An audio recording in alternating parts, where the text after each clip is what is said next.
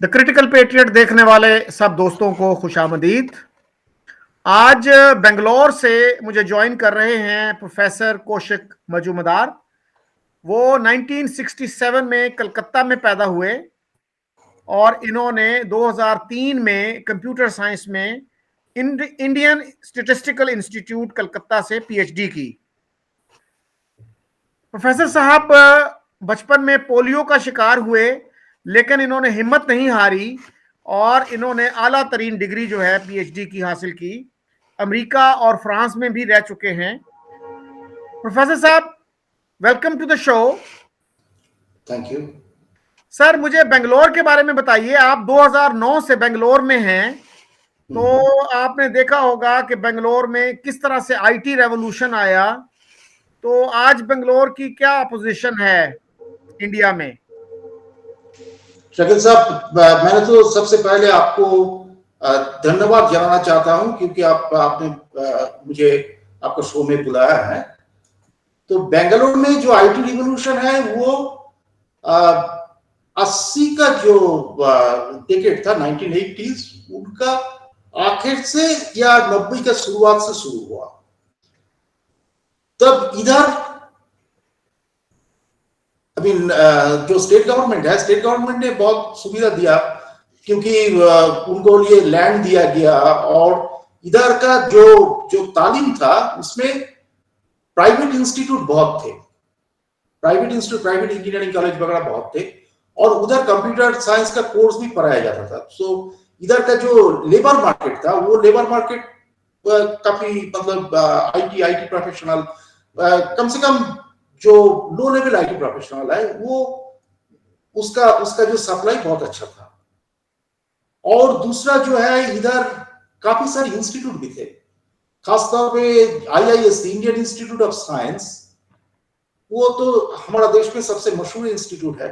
वो आईआईएससी का जो स्टूडेंट बन रहे थे, मतलब वो मास्टर्स कोर्स, जो सबसे अच्छा मास्टर्स कोर्स हमारा हिंदुस्तान का जो सबसे अच्छा मास्टर्स कोर्स होता है कंप्यूटर साइंस का, वो आईआईएससी से ही होता है और आईआईएससी से पीएचडी भी होता है। तो आईआईएससी का जो पीएचडी है, जो मास्टर्स डिग्री होल्डर्स है, ये लोग इसमें एक इंपॉर्टेंट रोल प्ले किया था ये आईटी रिवॉल्यूशन में। फिर आईआईटी और दूसरा इंस्टीट्यूट में से भी जितना पीएचडी और पोस्ट ग्रेजुएट मतलब निकाला वो भी आते रहे और इधर इन्वेस्टमेंट भी होता रहा। जैसा कि आप देखिए, जो इन्फोसिस है, इन्फोसिस बेंगलोर में ही शुरू किया गया था। तो इन्फोसिस जो शुरू किया था वो नारायण मूर्ति और उनका साथ और भी मतलब 5 आईटी प्रोफेशनल थे। तो उसमें से आईआईटी बॉम्बे का था और दूसरा आईआईटी का ग्रेजुएट भी था। तो ये 6, जहां तक मेरा मतलब जानकारी है, ये 6 इकट्ठे मिलके एक फर्म स्टार्ट किए थे, बहुत ही कम ये से मतलब कैपिटल से। तो ये फर्म स्टार्ट किए थे और आहिस्ता आहिस्ता करके ये बढ़ते रहा। फिर टीसीएस भी आ गया। टीसीएस तो चालू थे, 60s से भी टीसीएस चालू थे। टीसीएस भी इधर एक बड़ी तरीके से शिफ्ट किया और विप्रो भी इधर, आज प्रेम जी का जो कंपनी है वो भी इधर स्टार्ट किया था। तो अच्छा, प्रोफेसर साहब, टीसीएस जो है, बहुत से पाकिस्तानियों को नहीं पता होगा कि टीसीएस से बनता है टाटा कंसल्टेंसी सर्विसेज। हाँ, टाटा कंसल्टेंसी सर्विस। ये टाटा कंसल्टेंसी सर्विस 1960 से ही है और उनका जो पहला जो प्रोजेक्ट था, ऑफशोर प्रोजेक्ट था, वो ईरान का था। ईरान का रेलवे सिस्टम का कुछ ऑटोमेशन उन्होंने डेवलप किया था, टीसीएस।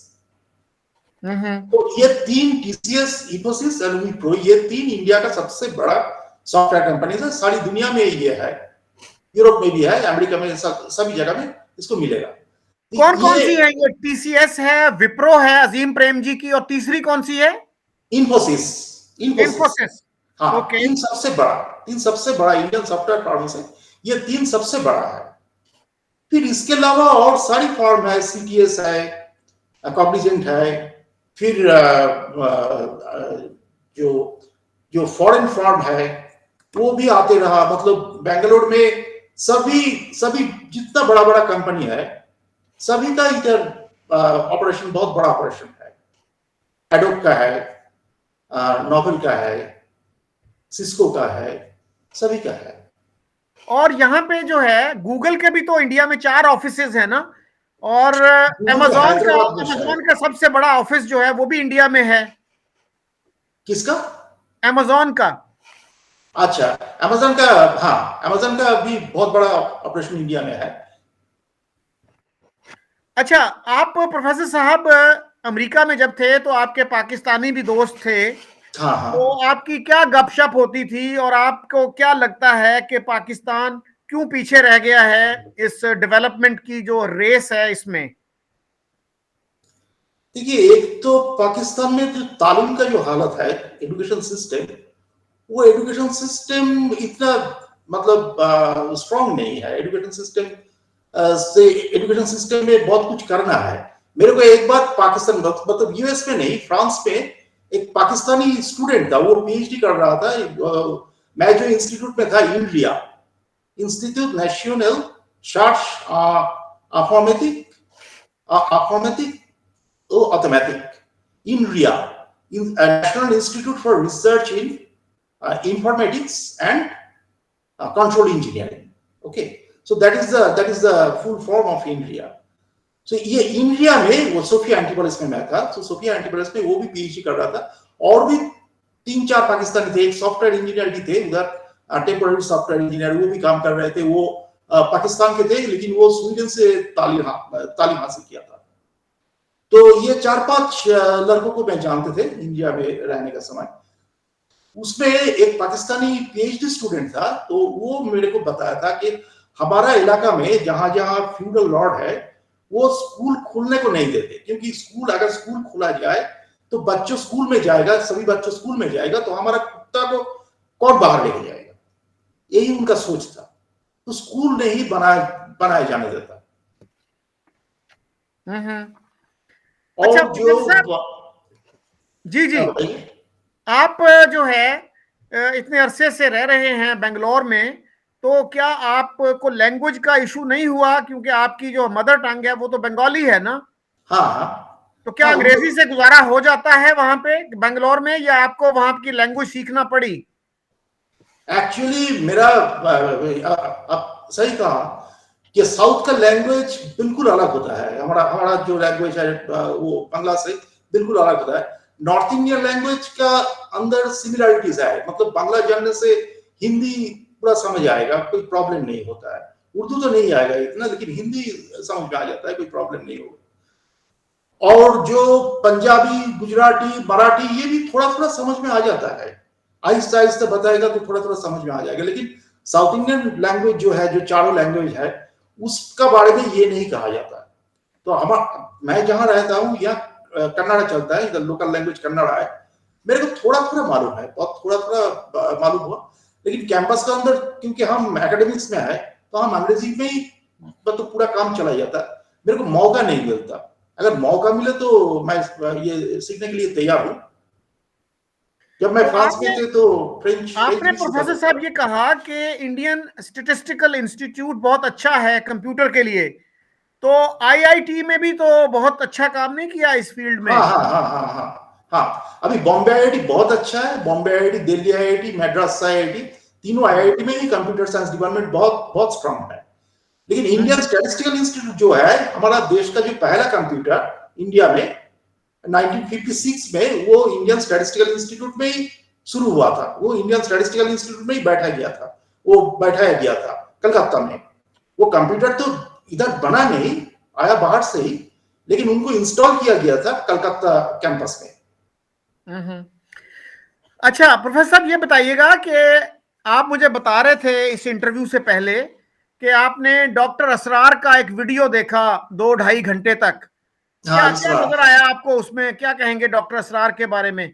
आपको पता है डॉक्टर असरार जो हैं ये इंडिया भी जाया करते थे, और डॉक्टर जो हैं वो नाइक साहब, डॉक्टर नायक के इंस्टीट्यूट हाँ में हाँ जो हाँ, लेक्चर दिए हैं, जाकिर नायक जाकिर नायक के अभी इंस्टीट्यूट में मलेशिया में है, अभी मलेशिया में है वो। जी। तो हाँ, डॉक्टर असरार के बारे में क्या कहेंगे और जाकिर नाइक के बारे में क्या कहेंगे आप?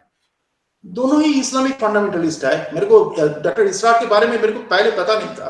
अचानक मैं एक दिन देखते देखते कोई दूसरा चीज देखते देखते उनका वीडियो आ गया था, तो मैं देखने लगा। मैं पूरा 2 घंटा से ज्यादा देख लिया, क्योंकि मेरा इसमें बहुत इंटरेस्ट है। क्या पॉलिटिक्स किस तरफ जा रहा है, उसमें मजहब का कैसे मतलब उपयोग किया जा रहा है, कैसे कैसे उनको यूटिलाइज किया जा रहा है, इसमें मेरा बहुत इंटरेस्ट है। ये पाकिस्तान में भी हो रहा है, हिंदुस्तान में भी हो रहा है, बांग्लादेश में भी हो रहा है, क्योंकि हमारा ये जो सब कॉन्टिनेंट है, ये सब कॉन्टिनेंट पे जो रिलीजियन का एक बहुत अहम रोल रहा। रिलीजियन का इतना इधर अहम रोल है कि पॉलिटिक्स पे ये आते ही रहते हैं। पॉलिटिक्स से इनको अलग नहीं किया जा सकता।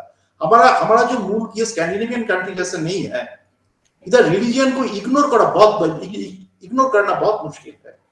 तो इसीलिए रिलीजियन को कैसे डील किया जाए, इसके बारे में मतलब बहुत सीरियस चर्चा होना चाहिए, बहुत सीरियस पॉलिसी बनाना चाहिए।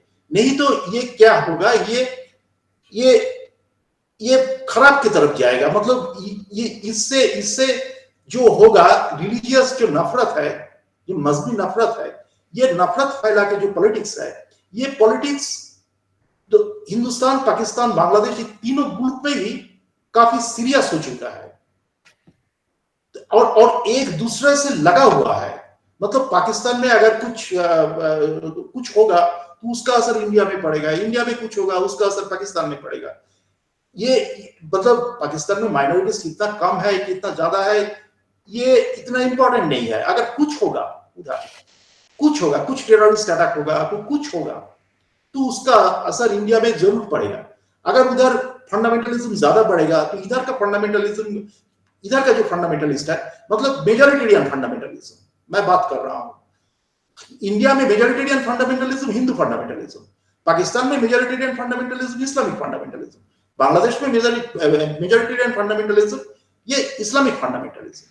तो ये हिंदू या इस्लाम, ये बात ये नहीं है। बात ये है कि मेजॉरिटेरियन पॉलिटिक्स, मेजॉरिटेरियन फंडामेंटलिज्म कैसे जा रहा है और उसका वजह माइनॉरिटीज का कितना मतलब दिक्कत हो रहा है, उनको कितना प्रॉब्लम हो रहा है। तो और इससे कितना मतलब सियासी फायदा बनाया जा रहा है, यही सबसे इंपॉर्टेंट क्वेश्चन है। तो इसी के लिए जो हमारा जो रिलीजियस फंडामेंटलिज्म है, ये पूरा सब कॉन्टिनेंट का, इसको एक दूसरे का साथ मतलब इनका एक दूसरे का साथ जो रिलेशनशिप है, वो रिलेशनशिप काफी गहरा है। और ये इसको एज ए होल मतलब देखना चाहिए, एज ए होल इनको समझने की कोशिश करना चाहिए। तो इस पॉइंट ऑफ व्यू से मैं डॉक्टर इसरार का जो कहना है, वो उनका जो टॉक का जो 2 घंटा से ज्यादा जो वीडियो मैंने देखा, तो वो वीडियो का जो सब्जेक्ट था वो था history of Pakistan from 1930 to 2007। तो इसमें उन्होंने बहुत एम्फसाइज किया कि अल्लामा इकबाल ने कैसे इस्लाम को कैसे समझा और ये सोच कैसे मोहम्मद अली जिन्ना को पहुंचाया। ये मोहम्मद अली जिन्ना जब वो पॉलिटिक्स एक मतलब छोड़ ही दिए थे 1930 में, और छोड़ के वो लंदन चले गए थे, उधर रहने लगा और प्रैक्टिस करने लगा। तब अल्लामा इकबाल शायद 1932 या 33 में लंदन गए थे और उनसे मिला। दोनों मतलब कंटेम्पोरेरी थे एक दूसरे से। शायद अल्लामा इकबाल शायद 10 months junior to Jinnah perhaps. तो उन्होंने गया और जिन्ना से मिलके उनको अच्छी तरीके से समझाया क्या ये जो इस्लाम जो है, इनको आगे लाना चाहिए, इनको सबसे आगे लाना चाहिए और जो करना है इसके जरिए से ही करना है। तो जिन्ना ने कन्विंस हो गया, अकॉर्डिंग टू डॉक्टर इसरार, जिन्ना ने कन्विंस हो गया। और जब उन्होंने इंडिया में वापस आया 1934 में, उन्होंने आके मुस्लिम लीग में ज्वाइन किया। मुस्लिम लीग का तो मेंबरशिप उनका पहले ही था, पहले कांग्रेस का भी मेंबरशिप था, डुअल मेंबरशिप था, 1920 तक उनका डुअल मेंबरशिप था। उसका बाद उन्होंने कांग्रेस का मेंबरशिप छोड़ दिया, तो मुस्लिम लीग में ही रह गया। और मुस्लिम लीग का उन्होंने बड़ा लीडर भी बन गया, उनका शायद वो प्रेसिडेंट भी बन गया। लेकिन 1936 का जो इलेक्शन हुआ था, उस इलेक्शन में मुस्लिम लीग का हालत बहुत खराब था। तो इसका बाद, वो इलेक्शन का बाद 1937 से 1947 तक जिन्ना, मोहम्मद अली जिन्ना ने क्या किया, उन्होंने इस्लाम को एकदम सामने लेके आया। तो तब पूरा इस्लामाइजेशन हुआ, जो पॉलिटिक्स था उसका पूरा इस्लामाइजेशन हुआ। और इसी के चलते जो मुस्लिम लीग पहले तो इतना एक पॉपुलर पार्टी नहीं था, इतना इतना आम मुसलमान का पार्टी ये नहीं था। इसमें कुछ एलिट मुसलमान, अशराफी मुस्लिम, वो शामिल थे। तो ये इस्लाम को सामने रखने के मतलब इस्लाम को लेके आने से उनको क्या हुआ, उनको एक मास अपील पैदा हुआ। और हिंदुस्तान में जहां जहां मुसलमान थे, दक्षिण में जो मुसलमान थे, सेंट्रल इंडिया में जो मुसलमान थे, नॉर्थ में जो मुसलमान, नॉर्थ ईस्ट में तो थे ही, और ईस्ट इंडिया में जो मुसलमान थे, सभी मुसलमान का पास इसका एक अपील पहुंचा। और जो इसका शायद इसका बाद का जो इलेक्शन हुआ, यार मेरे को पता नहीं, तो इस इलेक्शन में सभी प्रोविंस से जो मुस्लिम वोट था, वो मुस्लिम वोट मुस्लिम लीग को मिला था। तो ये जो सक्सेस था उनका, ये जो कामयाबी थी उनका, तो ये कामयाबी के बजाय उनको ये महसूस होने लगा कि ये जो जो जो इस्लामाइजेशन का जो सक्सेस है, इनको आगे बढ़ाना है। और उन्होंने ये आखिर तक लेके भी किया। तो डॉक्टर इसरार का जो लेक्चर है, इससे मेरे को ये महसूस हुआ। और उनका भी मतलब इससे ये ट्रेडिशन का मतलब, ये ट्रेडिशन को आगे बढ़ाते हुए उन्होंने जो कहा, जो पाकिस्तान को इस्लाम का पूरा ध्यान देना चाहिए, पूरा ध्यान देना चाहिए। इस्लाम के बिना पाकिस्तान का कुछ नहीं है।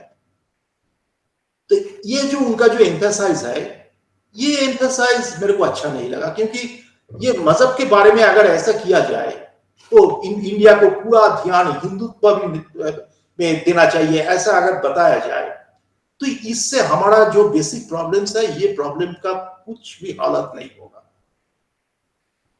अच्छा प्रोफेसर साहब, आजकल पाकिस्तान में ये बहुत इंप्रेशन है कि इंडिया जो है वो रिलीजियस इंटॉलरेंस की तरफ जा रहा है, और अभी जो धर्म संसद हुई उसमें बड़ी प्रोवोकेटिव स्पीचेस की गई।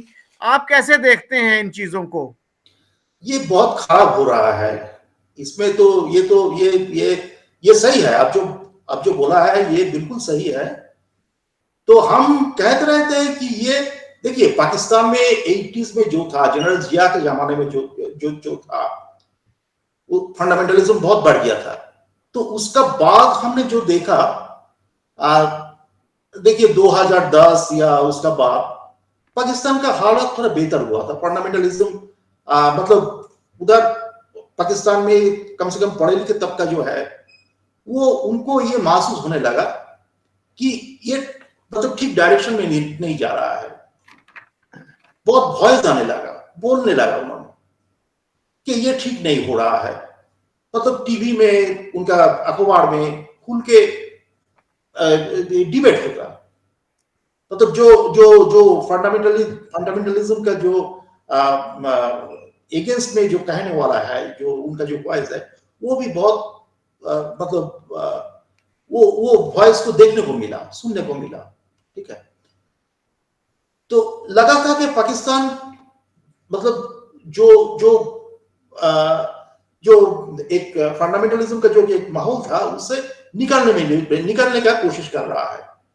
अभी इंडिया उसमें जा रहा है, उसका तरफ जा रहा है। ये बहुत अफसोस का बात है।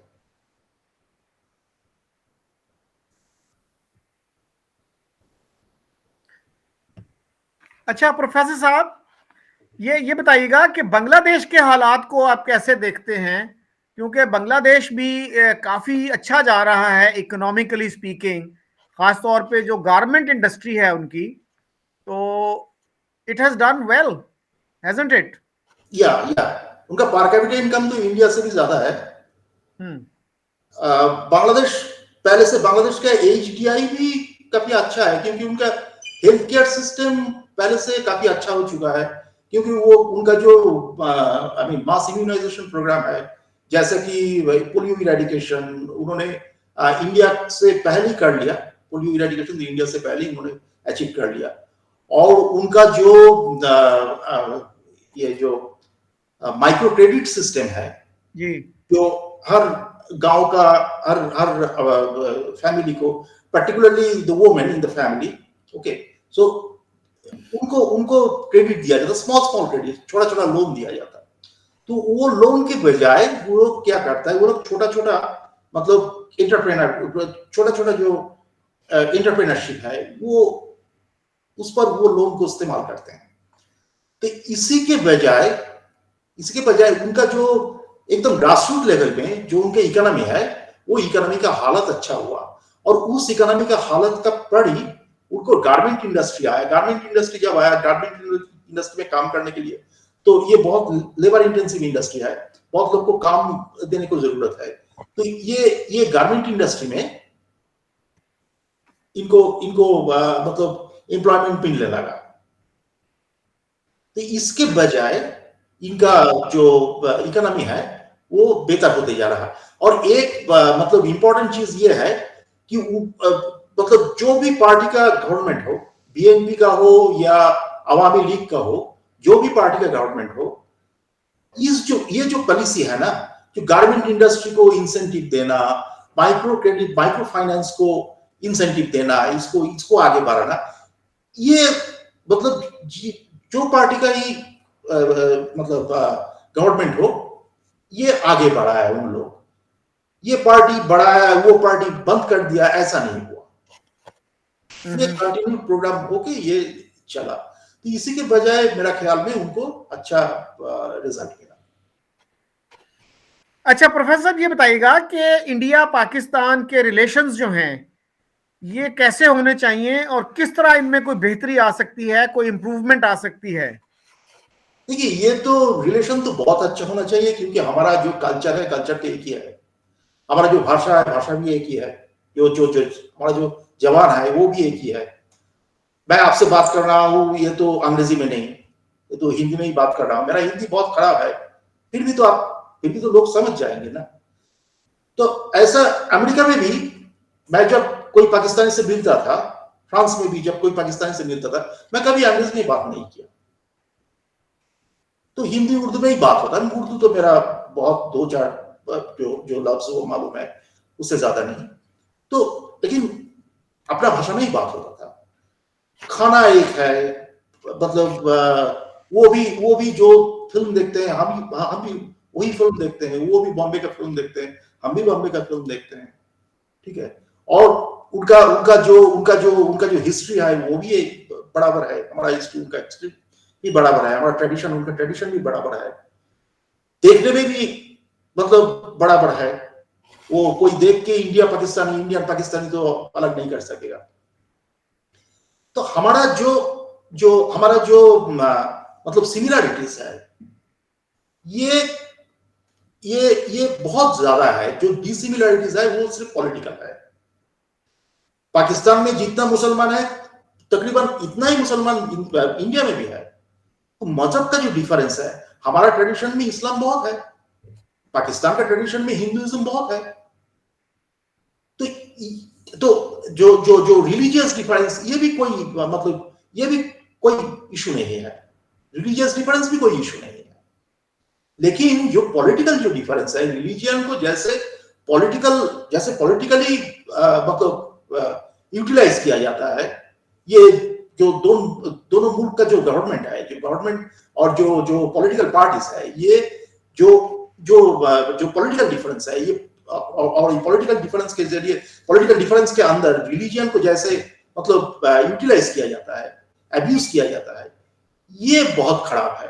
इसी के बजाय हम दोनों हम दोनों का जो जो जो डिफरेंस वो काफी आर्टिफिशियल है, वो आर्टिफिशियल डिफरेंस बनाए रखा है। तो इसको बेहतर करने का एक तरीका है कि मतलब इंटरेक्शन ज्यादा हो। आजकल तो इंटरेक्शन के लिए फिजिकली भी आना जाना नहीं, आना जाना का इतना जरूरत है नहीं। जैसा ऐसा हो सकता है कि इंडिया का एक स्कूल ले लीजिए और पाकिस्तान का एक स्कूल, ये दोनों का अंदर कभी कभी वीडियो में क्विज कीजिए, डिबेट कीजिए, इंटरेक्शन कीजिए।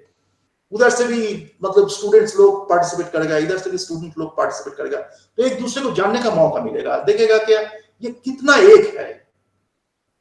तो ये जब मतलब जब लार्ज स्केल इंटरेक्शन होगा, जब ज्यादा से ज्यादा लोग इधर का, ज्यादा से ज्यादा लोग उधर का लोग को पहचानेगा, इंटरेक्शन होगा, बातचीत होगा, उधर का ज्यादा से ज्यादा लोग इधर का ज्यादा से ज्यादा लोगों से उनको जान पहचान होगा, बातचीत करेगा। फिजिकली आने के लिए तो मतलब वीसा है, वीसा मिलना भी इतना शायद कभी कभी आसान नहीं है, वीसा में भी कुछ प्रॉब्लम्स हो सकता है। फिर आना जाना का तो एक कॉस्ट का भी एक फैक्टर है। तो ये सब मतलब ये सबका आजकल इतना जरूरत है नहीं, आप ये ऑनलाइन भी कर सकते हैं। तो जैसे भी हो अगर इंटरेक्शन बढ़ाया जाए तो इन दोनों का बीच पे जो मिसअंडरस्टैंडिंग है ये मिसअंडरस्टैंडिंग नहीं रहेगा, और तब जो जो दोनों ही समझेगा कि क्या हम एक ही है, हम मतलब हिंदुस्तानी पाकिस्तानी हम एक ही है। तो जी प्रोफेसर साहब, आपने जो इकबाल की बात की थी डॉक्टर असरार के रेफरेंस से, तो बहुत सारे लोग जो हैं डिसएग्री करते हैं इस बात से कि इकबाल ने कन्विंस किया जिन्ना साहब को। तो हमारे एक स्कॉलर थे, अभी फौत हुए हैं वो, डॉक्टर सफदर महमूद, उन्होंने भी इसको डिनाई किया है कि इकबाल ने कोई रोल प्ले किया था जिन्ना साहब को वापस लाने में। और दूसरी बात जो हमारे यहाँ लोगों को नहीं बताई जाती, स्टूडेंट्स को नहीं बताई जाती, वो ये है कि Iqbal did not hate Hindus और हिंदुइज्म। उनके बेटे ने एक किताब लिखी है जिंदा रूद के नाम से, वो सुप्रीम कोर्ट के जज भी रहे, डॉक्टर जस्टिस जावेद इकबाल। उस किताब में उन्होंने ये लिखा है कि इकबाल को बिल्कुल नफरत नहीं थी हिंदुओं से और हिंदुइज्म से। उन्होंने राम जी की प्रेज में एक पोएम लिखी जिसपे उनपे कुफ्र का फतवा भी लग गया, और उस पोएम में उन्होंने राम जी को चिरागे हिदायत करार दिया। चिरागे हिदायत का मतलब है कि लैंप ऑफ गाइडेंस, और इमाम Hind the leader of India. और उनको कहा कि राम जी के वजूद पे है हिंद को नाज, यानी इतनी ज्यादा तारीफ की, और उस पे फिर कुफ्र का फतवा भी लग गया इकबाल पे। तो ये भी एक हकीकत है। अच्छा सर, आप एक किताब भी लिख रहे हैं, तो उसके बारे में हमें बताइए, फिर हम कंक्लूड करते हैं। तो ये जो किताब मैं लिख रहा हूँ इसका नाम है यूबिक्विटस सिंक्रोनाइजेशन। यूबिक्विटस सिंक्रोनाइजेशन मतलब सिंक्रोनाइजेशन इसको कैसे दिखा जाए, देखिए कि आप कभी कभी आपको देखने को मिलेगा जब पक्षी एक मतलब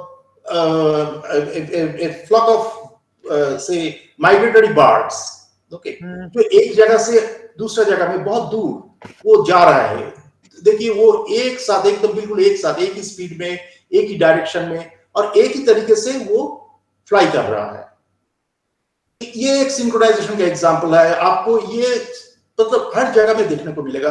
जैसे कि कोई नमाज पढ़ते हैं, जुमा नमाज जो होता है, तो ये बहुत सारे लोग इकट्ठे करके नमाज पढ़ते हैं। ये नमाज कैसे अदा किया जाता है, ये जो काबा का डायरेक्शन होता है उस डायरेक्शन में नमाज, मतलब एक ही जगह, सारी दुनिया का मुसलमान एक ही जगह पर एक ही डायरेक्शन पर नमाज अदा करता है। और ये जो करने का, जो ऑफर करने का जो तरीका है, ये भी बिल्कुल एक ही है। मतलब शिया सुन्नी कुछ डिफरेंस है, ये मेरे को मालूम है, लेकिन जो सुन्नी मुसलमान का जो नमाज अदा करने का जो तरीका है ये बिल्कुल एक है। तो ये एक सिंक्रोनाइजेशन का एग्जांपल है। तो ये जो सिंक्रोनाइजेशन है, ये सिंक्रोनाइजेशन का एक बहुत अहम हिस्सा रहा सभी चीज में, मतलब नेशन बिल्डिंग में हो या सिविलाइजेशन के आगे बढ़ाने में हो या मतलब बायोलॉजिकल जो ऑर्गेनिज्म जो है, जो जब जब लाइफ स्टार्ट हुआ उसमें से शुरू करके इंटेलिजेंस का जो इवोल्यूशन है, ये सभी चीज में ये सिंक्रोनाइजेशन का एक बहुत अहम रोल रहा है। तो ये लेकर, इसी को लेकर ही मैं किताब लिख रहा हूं। तो ये किताब लिखने के लिए मेरे को रिलीजन का पर भी स्टडी करना पड़ा, और कैसे रिलीजन स्टार्ट हुआ, कैसे मतलब गॉड से स्टार्ट करना पड़ा, कैसे कैसे सुपरनेचुरल पावर का मतलब सोच आया, ये सब कुछ कॉग्निटिव रिवोल्यूशन है। मतलब ये एक्चुअली मतलब इंसान का जो जो सोच है, सोच का बाहर इसका कोई एग्जिस्टेंस नहीं है। इंसान का जो सोच है, गॉड उसमें ही है, रिलीजन उसमें ही है, नेशनलिज्म उसमें ही है। तो ये सोच जब इकट्ठे होता है, मतलब आपका सोच मेरा सोच जब एक डायरेक्शन में जाता है और बहुत सारे लोगों का सोच एक डायरेक्शन में जाता है, तब इनका एक बहुत बड़ा फोर्स होता है। और वो फोर्स से क्या होता है, मतलब सब कुछ हो सकता है। उस फोर्स से एक नेशन बन सकता है, एक गवर्नमेंट फॉर्म कर सकता है, एक मतलब इकोनॉमी फॉर्म कर सकता है। इस फोर्स से बहुत कुछ होता है। तो ये सब कुछ लेके चर्चा करना, तो इस फोर्स पे एजुकेशन का क्या रोल है, रिलीजन का क्या रोल है, तो इकोनॉमी का क्या रोल है, ये सब लेके उसमें कुछ एनालिटिकल मतलब चर्चा है। अच्छा, आप प्रोफेसर साहब, आप पैदा हुए कलकत्ता में, तो हाँ, कलकत्ता में बहुत बुरा एक फसाद हुआ था, राइट हुए थे 16 अगस्त 1946 को। उसके बारे में कुछ बता सकते हैं आप, क्या हुआ था उस वक्त? एक्चुअली मैं मतलब वो तो मैं सुना, मेरा नाना जी से मैं सुना था उसके बारे में कुछ कुछ। तो कलकत्ता में जो रायट हुआ था वो मेरा मैं जो सुना, मेरा मतलब बुजुर्गों मेरा बुजुर्गों से जो मैंने सुना वो इस तरह है, वो इस प्रकार है कि वो मुसलमान ने शुरू किया था वो रायट। तो उसका बाद एक दिन या दो दिन काफी हिंदू मारे गए थे, जहां तक मैंने सुना। कोई ऑथेंटिक डेटा मेरे पास है नहीं। तो एक दिन शायद पहला दिन काफी हिंदू मारे गए थे। तो उसका बाद जो हिंदुओं का जो जो बैकलैश हुआ था, मतलब हिंदू में भी बहुत मतलब स्ट्रॉन्ग एलिमेंट है, वो एंटी सोशल एलिमेंट या है बहुत कुछ। तो उन लोग इकट्ठे हो गया, उन लोग इकट्ठे होके बहुत सारे लोग इकट्ठे हुआ, एंटी सोशल नहीं, सोशल लोग भी, सोशल लोग भी थे उसमें। तो इकट्ठे होके उन्होंने भी अटैक किया मुस्लिम कम्युनिटी का पर। तब बहुत मतलब मुस्लिम को भी मारा गया था। तो ये मैंने सुना, और तब गांधी जी भी आए थे। गांधी जी आने का बाद जो हुआ था, वो हिंदू और मुसलमान दोनों ही मतलब उनका बात मान लिए थे, और जो आर्म्स उनका जो हथियार था वो सरेंडर कर दिए थे। तो राइट एक मतलब पूरा खत्म हो गया क्या, ये मेरे को पता नहीं है, लेकिन बहुत मतलब कंट्रोल हो गया था। ये भी कहा जाता है ना जी कि हुसैन शहीद सोहरवर्दी, जो उस वक्त चीफ मिनिस्टर थे बंगाल के, प्राइम उन्होंने भी, मिनिस्टर तो बोलते थे तब। हाँ, उन्होंने भी अपनी गलती मानी थी कि हाँ, मेरा भी कसूर था उसमें, जो जो राइट्स हाँ शुरू हुए। हाँ हाँ हाँ, उन्होंने भी गांधी के साथ शायद गांधी के पास जाके उन्होंने भी कुछ कबूल किया था। जी, उनकी, उनके बारे में हमारे एक जर्नलिस्ट हैं, उन्होंने किताब लिखी है, उनका नाम था शोरश काश्मीरी। तो उनकी सोहरवर्दी साहब से बड़ी दोस्ती थी, तो उन्होंने एक दफा सोहरवर्दी का एक वाकया लिखा कि सोहरवर्दी साहब कहने लगे कि मेरी दो ख्वाहिशात हैं, दो मेरी विशेस हैं।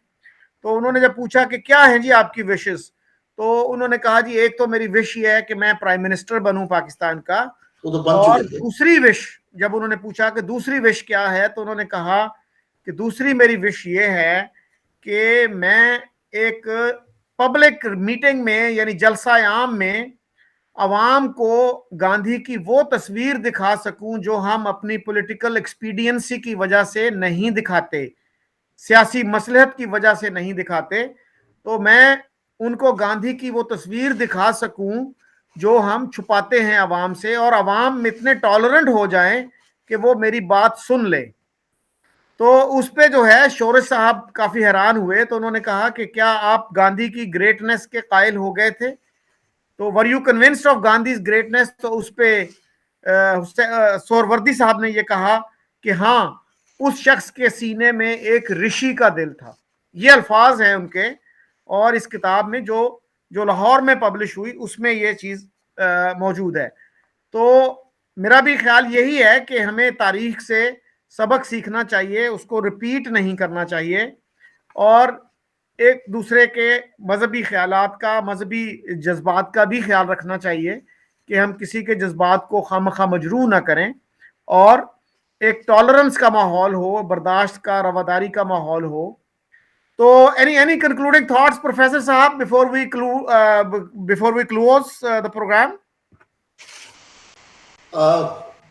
कंक्लूडिंग थॉट मतलब मैं आपसे पूरा सहमत हूं कि हमें ऐसा करना चाहिए कि हम मतलब ज्यादा से ज्यादा आदमी अमन में रहे, मतलब उनका उनका उनका उनका बीच में फ्रेंडशिप बने।